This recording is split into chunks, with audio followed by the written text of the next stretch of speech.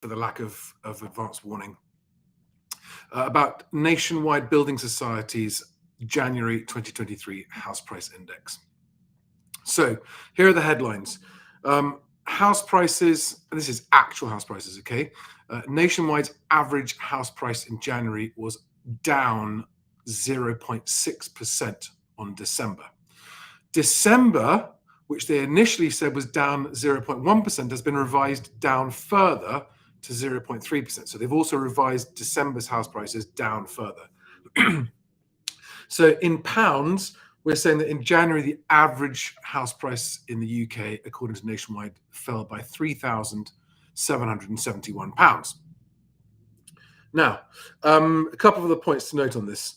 So this is the fifth straight month of downward falls, okay? So there's been no upward blip or anything other than straight downward falls. It's been over 6 months now since there have been price rises, according to the Nationwide House Price Index. So we've had 6 straight months with no rises or falls, okay? And I don't think we are yet seeing the full-blown effects of the September mini-budget because, excuse me, this will be for deals that were being agreed in, I mean, we're beginning to see it. We're beginning to see it now. But you get this sort of weird, I actually think that January figures are slightly higher than on a month-on-month basis than they should be if there was no seasonal trend and no Christmas period to take into consideration. So I think actually 0.6%, we may well see when they release next month's house prices that gets revised down further as well. That wouldn't surprise me. Now, there are 2 other things that we can take away from this. Now, I want to talk about what this means for sellers and for estate agents, right?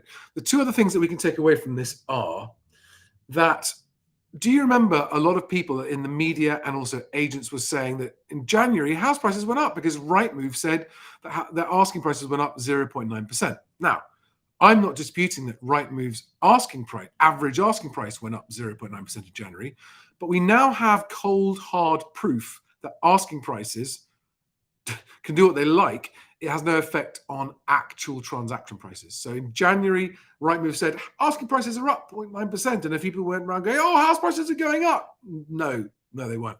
Asking prices do not equal actual prices. Asking prices may have gone up in January.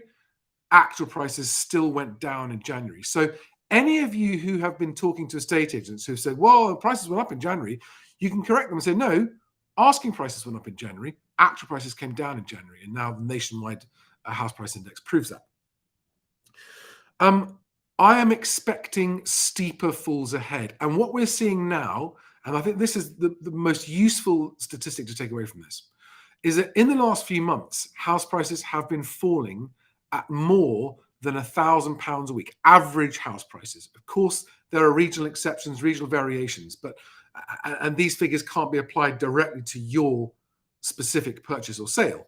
But on average, house prices are falling at £1,000 a week. Okay, let that sink in.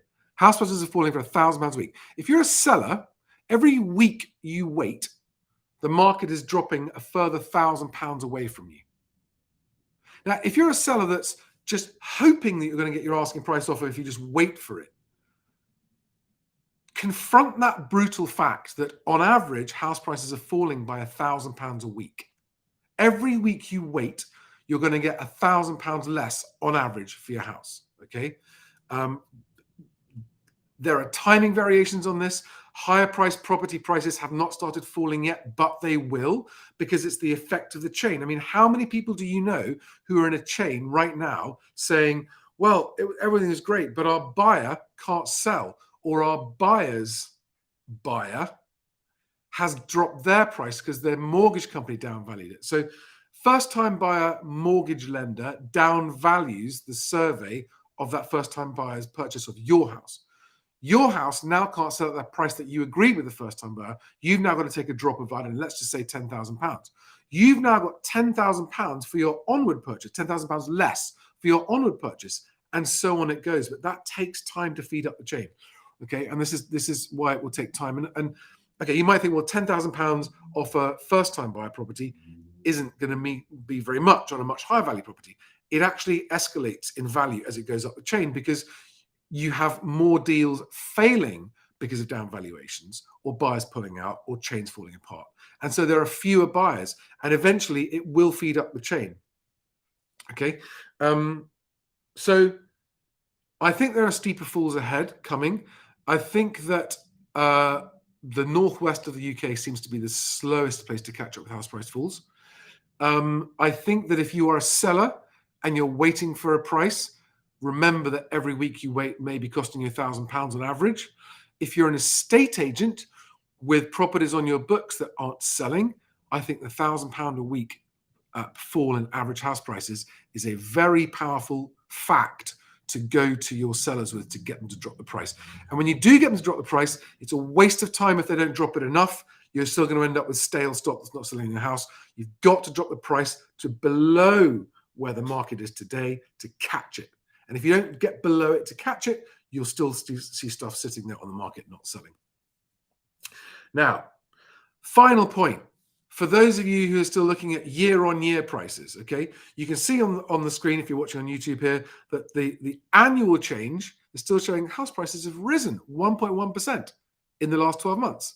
What we now know, just using nationwide prices alone, is that their prices have been falling for 6 months, right? 5 or 6 months. So even though year-on-year says house prices are still up, they're not, right?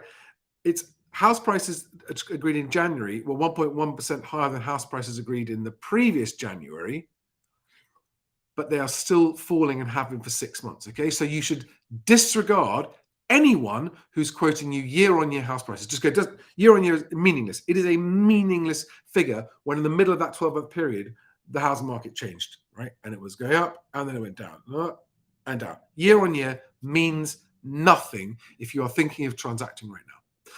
Okay, guys, I hope that was helpful.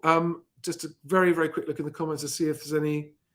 Okay, I got one question here from Andy Morgan, who asks, we agreed a price of 480k on a house. When the survey is done, is it possible the valuation might be less? And if so, what do we do? Andy, I don't know if you're the buyer or the seller of that. Okay. Yes, it's always possible when the survey is done, the valuation will be reduced. That's always possible. When that happens, it's typically, for the buyer, it means you're going to pay less if you're having to buy with a mortgage. For the seller, it's up to you whether you accept that down valuation or not. So if you're the seller, you've got to decide, do we accept the lower valuation or do we withdraw from this transaction and put it back on at a high price and hope for it? Not a wise move in this current market. Okay, Andy, you're a buyer, so hopefully that answers your question. And Ched's number one on YouTube says, biggest crash in history on the way. Buckle up. You may well be right. I think it's probably like that. Yes, August 2022 was the peak for nationwide house prices. Okay, but remember that's still got a couple of months delay in it. So that's saying it's more like June 22 was the peak of agreed prices. Agreed prices don't turn into actual prices for a few months. So, but nationwide index shows actual peak pricing at August 2022. Guys, I've got to crack on. Hope you have a fantastic day.